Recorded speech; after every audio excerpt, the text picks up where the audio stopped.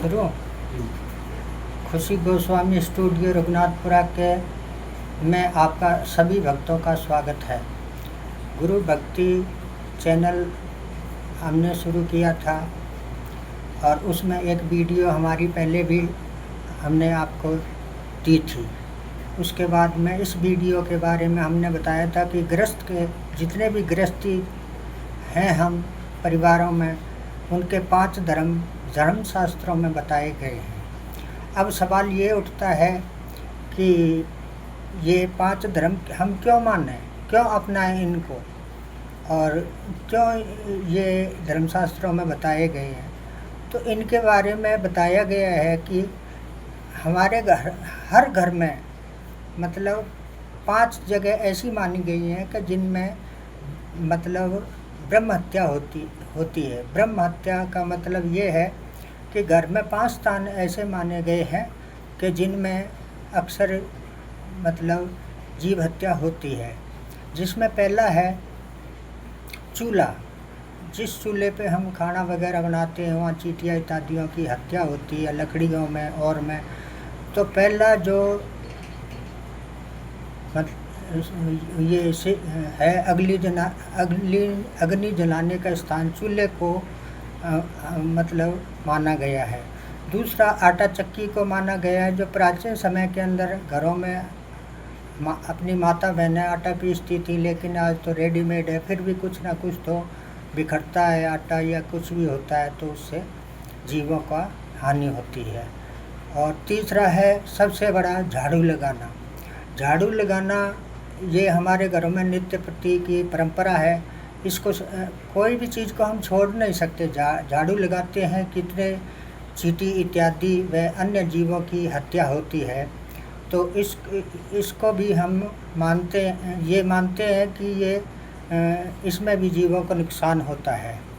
चौथा संतान माना गया है ऊखल। प्राचीन समय में ऊखल होते थे जिनसे धान वगैरह की सफाई की जाती थी, गेहूँ इत्यादि की सफाई की जाती थी। तो ये भी एक ऊखल माना गया है प्राचीन परंपरा के अनुसार। आजकल हम देखते हैं कि देखो हर जगह मतलब जीवन को सुरक्षित करने के लिए और अपने को सुरक्षित कीटनाशकों का उपयोग हर चीज़ में मतलब ये चीज़ें होती हैं।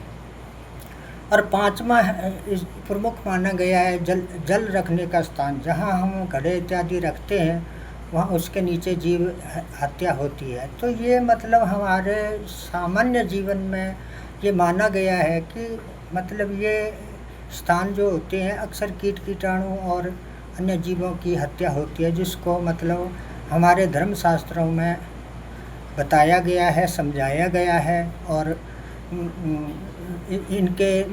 इससे क्या होता है कि घर में क्लेश वगैरह, लड़ाई झगड़ा, और अगर मनुष्य का एक चीज़ बता रहा हूँ मैं, अगर मनुष्य का भाग तेज है तो कुछ नहीं होता, सब कुछ चलता रहता है। ये जो बातें हैं सब वेद शास्त्रों की हैं, कोई मनगढ़ंत कहानी नहीं है, कोई छुपा रहस्य नहीं है। जो वेद शास्त्रों में हमने पढ़ा वो ही हम आपको बता रहे हैं।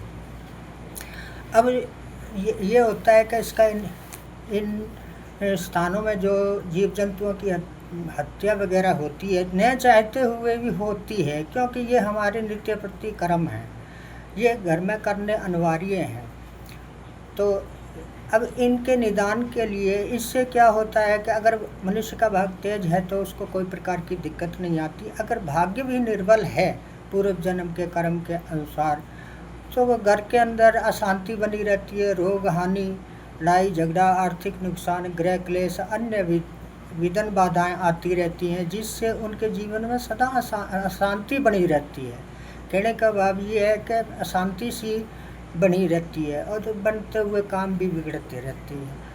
अगर आपका भाग तेज है तो ये चीज़ें हावी नहीं होंगी। अगर किसी कारण से भाग भी निर्बल है और हम ये तो हमें करना ही करना है अपने घरों में, इसको हम नहीं हटा सकते।